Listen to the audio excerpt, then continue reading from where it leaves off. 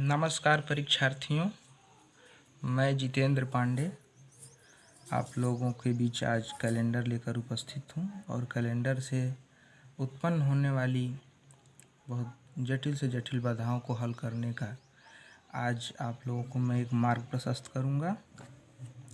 तो सबसे पहले कैलेंडर के जो मूलभूत तत्व होते हैं, आइए उनके विषय में पहले चर्चा कर लेते हैं और उसको कंठस्थ करने का प्रयास करते हैं। दोस्तों, माना जाता है कि पहली शताब्दी का पहला वर्ष सोमवार था, यानी मंडे था।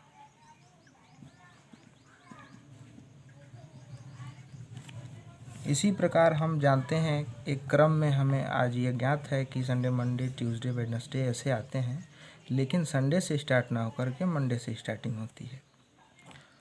उसी प्रकार दूसरा दिन ट्यूसडे यानी मंगलवार, तीसरा दिन वेडनेसडे, चौथा दिन थर्सडे, पांचवा दिन फ्राइडे, छठवां दिन सैटरडे और चूंकि सातवां दिन संडे होता है तो सातवें दिन को हम सातवां ना लिख करके इसका कोड 0 होता है, इसलिए हम सातवें दिन का कोड लिखते हैं संडे।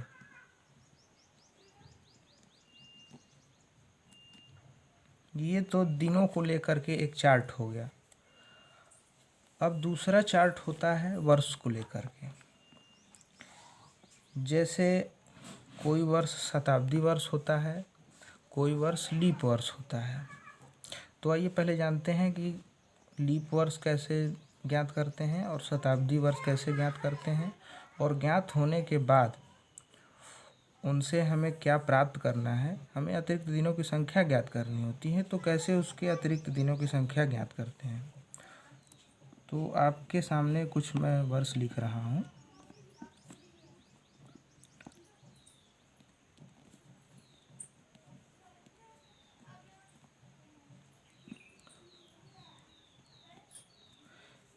ये कुछ वर्ष लिखे हैं हमने। आइए इसको पारा पारी डिस्कस करते हैं कि ये क्या है। सबसे पहले 1600 वर्ष, 1600वां वर्ष। क्या ये लीप वर्ष होगा? क्या ये साधारण वर्ष होगा? क्या ये शताब्दी वर्ष होगा? कैसे ज्ञात करेंगे? तो देखिए, लीप वर्ष चूँकि वह वर्ष जो 4 से विभाजित हो वो लीप वर्ष कहलाता है, लेकिन हम यहाँ देख रहे हैं कि 1600 में लास्ट में 2 शून्य है, इसलिए यह 100 में है, यानी शताब्दी वर्ष है। कभी भी शताब्दी वर्ष को हम लीप वर्ष है या नहीं है ज्ञात करने के लिए उसमें 400 से भाग देते हैं। ये ध्यान रहे, कई बार ये क्वेश्चन पूछा जा चुका है, CPF में भी पूछा जा चुका है, PCS में भी पूछा जा चुका है। तो इसको हम ज्ञात करेंगे 400 से। ये पूरी तरीके से 4 बार में कट जाएगा, इसलिए यह एक लीप वर्ष होगा और इसमें अतिरिक्त दिनों की संख्या 2 हो जाएगी। ध्यान रखिए, ये पर्टिकुलर 1600वें वर्ष की मैं बात कर रहा हूँ। इसी प्रकार से 1980,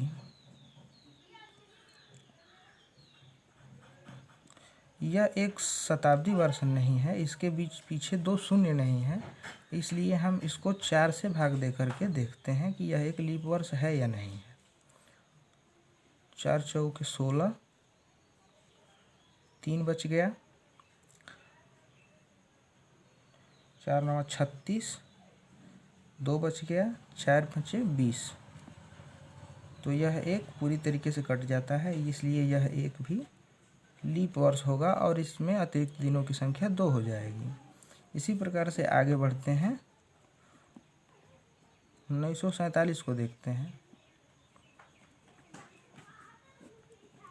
4 चौके 16, 3 34, 4 8 32, 2 27, 4 छक्का 24, 4 7 28। तो 4 छक्के तक ही जाएंगे, 24, 3 अतिरिक्त दिन बचते हैं, इसलिए यह एक साधारण वर्ष है और इसमें अतिरिक्त दिनों की संख्या 1 हो जाती है। अब तो हम ये जान चुके हैं कि किसी वर्ष को हम कैसे पता करेंगे कि वह लीप वर्ष है या साधारण वर्ष है। या शताब्दी वर्ष है। तो इसी प्रकार से हम आगे एक शताब्दी कोड बनाने के लिए सबसे पहले हम देखते हैं 100 वर्षों में अतिरिक्त दिनों की संख्या। तो चूंकि 100 वर्ष है, 100 में एक वर्ष जो है यानी 100वां वर्ष जो है वह शताब्दी वर्ष है। तो हम शताब्दी वर्ष को अलग कर लेंगे और साधारण वर्ष को, जो शताब्दी वर्ष नहीं है, उसको अलग कर लेंगे। तो यहाँ बचा 99 वर्ष और एक बच गया 100वां वर्ष। तो 99 वर्षों में इस 100वें वर्ष चूँकि शताब्दी वर्ष है, 400 से भाग नहीं जाएगा, इसलिए यह एक साधारण वर्ष है। इसमें अतिरिक्त दिन की संख्या 1 होगी। और यह 99 वर्षों में कितने लीप वर्ष होंगे, उसके लिए हम इसमें 4 से भाग दे करके देखेंगे। तो 4 दूनी के 8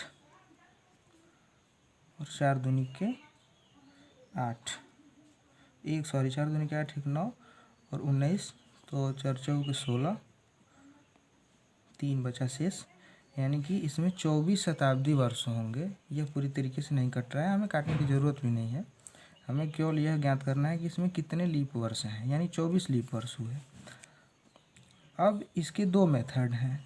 99 वर्षों में से 24 वर्ष को घटा दें, यानी लीप वर्षों को घटा दें, तो 75 साधारण वर्ष मिलते हैं जिनमें अतिरिक्त दिनों की संख्या 1 होती है। इसलिए इसमें साधारण 75 वर्षों में कुल अतिरिक्त दिनों की संख्या 75 × 1 = 75, 75 ही होगी। अब 24 जो हमारे पास लीप वर्ष हैं उनमें 2 अतिरिक्त दिन होते हैं। आपको यहाँ मैंने बताया है कि एक लीप वर्ष में 2 अतिरिक्त दिन होते हैं। 24 लीप वर्षों में 2 से गुणा हुआ, यानी कि 48 अतिरिक्त दिन यहाँ हमें मिले। अब इन टोटल 99 वर्षों में अतिरिक्त दिनों की संख्या 75 + 48 = 123 हो जाती है। इसको 7 से भाग देने पर 7 का 7, 5 3 53, 7 7 49, 1 50, 3 यानी 4 अतिरिक्त दिन हमें यहाँ 99 वर्षों में बचते हैं। और 100वें वर्ष में 1, यानी टोटल एक शताब्दी की बात करें तो 4 + 1 यानी कि 5 अतिरिक्त दिन हमें मिलते हैं। इस प्रकार से यदि हम एक कैलेंडर बनाते हैं 400 सालों का, तो पहले शताब्दी वर्ष में 5 अतिरिक्त दिन, 200 सालों में यानी 100 सालों में 5 अतिरिक्त दिन, 200 सालों में 10, 7 से इसको भाग देंगे तो 7 × 7 3 अतिरिक्त दिन बच जाता है, यानी 200 साल में 3 अतिरिक्त दिन। 300 सालों में 15, यानी कि 1, 7 दूनी की 14, 1 बचा तो 1 अतिरिक्त दिन। 400 सालों में इस क्रम से 20 हुआ। और चूँकि 400वां साल एक शताब्दी वर्ष है और शताब्दी वर्ष में भी यह 400 से विभाजित होता है, इसलिए यह एक लीप वर्ष भी होगा। इसलिए यहाँ अतिरिक्त दिनों की संख्या 2 होगी। और हमने यहाँ 500 सालों में चूँकि 100वें साल में 1 अतिरिक्त वर्ष लिया था, इस प्रकार से 400वें साल में भी इसमें हमने 1 ऐड कर लिया है। और शेष 1 लीप वर्ष के स्थान पर हमें और बढ़ाना है। इस प्रकार से यह 21 हो जाता है। और 7 से पूर्णतया विभक्त होने के कारण यहाँ 0 शेष बचता है, इसलिए 400 सालों में अतिरिक्त दिनों की संख्या 0 हो जाती है। आइए अब आगे हम बढ़ते हैं। ये चीज़ें बहुत ही आवश्यक हैं, इनको ध्यान में रखना बहुत ज़रूरी है। और इसको ध्यान में रख कर ही हम आगे जिससे हर एक टीचर बचा करते हैं, उस प्रश्न को हम आसानी से सॉल्व कर लेते हैं। तो आइए हम उस ओर बढ़ते हैं। बहुत ही एक महत्वपूर्ण प्रश्न है। किसी पर्टिकुलर डेट को दिन ज्ञात करना। तो प्रश्न ये बहुत ही लोकप्रिय है और आप सभी जानते होंगे कि 15 अगस्त 1947 को कौन सा दिन था। 15 अगस्त 1947 चूँकि स्वतंत्रता दिवस है हम लोगों का और इसी दिन भारत आज़ाद हुआ था। तो आइए निकालते हैं उस दिन कौन सा दिन था। तो हम सबसे पहले 1947 को छोटे छोटे वर्षों में तोड़ लेंगे ताकि हम इन कोड को अप्लाई कर सकें। 1600, 300, 1600 में हम इसलिए तोड़ रहे हैं ताकि 400 हमने निकाला था यहाँ, 400 साल, 400वें साल में ये 0 हो जाता है। तो हम प्रयास करते हैं कि ऐसे दिनों में तोड़ें ताकि 400 से ये डिवाइड हो जाए और यहाँ दिनों की संख्या 0 हो जाए और हमें काम करने में आसानी हो। प्लस 47 साल ये बचते हैं, 1600, 300, 1900, 4700 यानी 4600 प्लस 15 अगस्त। ध्यान रहिए 1947 में 47वें साल में 15 अगस्त तक ही हम आगे बढ़े हैं। तो पूरे वर्ष को यहाँ कैलकुलेट नहीं करेंगे। अब यहाँ हम ज्ञात कर लेते हैं 1600 में चूँकि 400 से विभाजित हो जाता है तो 0 अतिरिक्त दिन। 300 सालों में हम यहाँ देखेंगे कि 300 सालों में हमने अतिरिक्त दिनों की संख्या 1 ज्ञात की हुई है। तो इस प्रकार से हम यहाँ 1 अतिरिक्त दिन रखेंगे। और 46 वर्षों में 46 में कितने अब लीप वर्ष हैं इसको ज्ञात करना आवश्यक है। तो हम इसे 46 को 4 से भाग देंगे। तो 4 एकम में 4, 4 एकम में 4 यानी 46, 11 लीप वर्ष हो रहे हैं। 4 एकम में 4, 4 एकम में 4, 2 अतिरिक्त शेष बच रहा है। तो शेष से कोई मतलब नहीं। हम दूसरी विधि अप्लाई कर रहे हैं, उसमें अतिरिक्त दिनों को जोड़ ले रहे हैं, लीप वर्ष को जोड़ ले रहे हैं। तो ये हमारा हो जाता है 1, ये हो जाता है 46, 1 47, 10 57, यानी टोटल हमारा हो जाता है 58 अतिरिक्त दिन। अब इसको 7 से हम भाग करके देख लेते हैं। 7 8 56 और 2 अतिरिक्त दिन बचते हैं।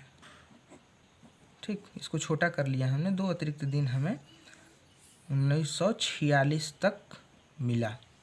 अब हम 1947 में 15 अगस्त तक देखते हैं। सबसे पहले हम ये ज्ञात करेंगे, यहाँ ज्ञात कर चुके हैं कि 1947 एक साधारण वर्ष था और अतिरिक्त दिन की संख्या यहाँ 1 है। अतिरिक्त दिन से हमें यहाँ कोई अब मतलब नहीं रहा। हमें यहाँ ये देखना है कि फरवरी हमारा साधारण वर्ष में 28 दिन की होती है।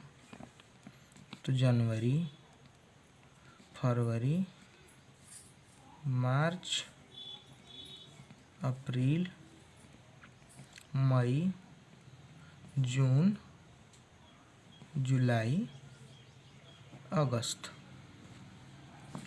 जनवरी 31 दिन की होती है। फरवरी चूँकि 1947 एक साधारण वर्ष है इसलिए ये 28 दिन की होगी।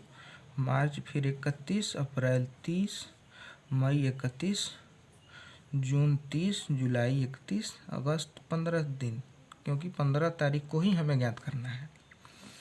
अब 7 से इसको काट करके देखेंगे। 7 चौक 28, 2 30, 1 31, यानी 3 अतिरिक्त दिन यहाँ बचते हैं। यहाँ 0 अतिरिक्त मैंने 7 चौक 28 कट जाता है तो कोई अतिरिक्त दिन नहीं। यहाँ 3, यहाँ 2, यहाँ 3, यहाँ 2, यहाँ 3 और ये 7 दूनी की 14, 1। अब इनको जोड़ लेते हैं। 3 3 6 2 8 2 10 6 16 1 17। 17 को 7 से डिवाइड करते हैं तो 7 दूनी की 14, 3 अतिरिक्त दिन बचते हैं हमें। अब हम 1946 तक 2 अतिरिक्त दिन थे और 1947 में 3 अतिरिक्त दिन मिले। इस प्रकार कुल 5 अतिरिक्त दिन हमारे पास हैं। यही अतिरिक्त दिन ही हमारा यहाँ देखेंगे इस चार्ट में अतिरिक्त दिनों की संख्या के आधार पर हम दिनों का निर्धारण करते हैं। इस प्रकार से यह फ्राइडे या फिर शुक्रवार होगा। तो उम्मीद करता हूँ दोस्तों आप लोगों को ये वीडियो पसंद आया होगा और इससे आप लोगों की बहुत सारी समस्याएं हल होंगी। आगे भविष्य में और अच्छे से और भी अतिरिक्त टॉपिक पर मैं वीडियो बनाऊंगा। इसके लिए मेरा मनोबल बढ़ाएं और इस वीडियो को ज़्यादा से ज़्यादा लाइक, शेयर और सब्सक्राइब करना ना भूलें। सब्सक्राइब करने के बाद बेल आइकन का बटन ज़रूर दबाएं ताकि आगे भविष्य में आने वाली वीडियो आप तक जल्दी और सबसे पहले पहुंच सके। धन्यवाद दोस्तों।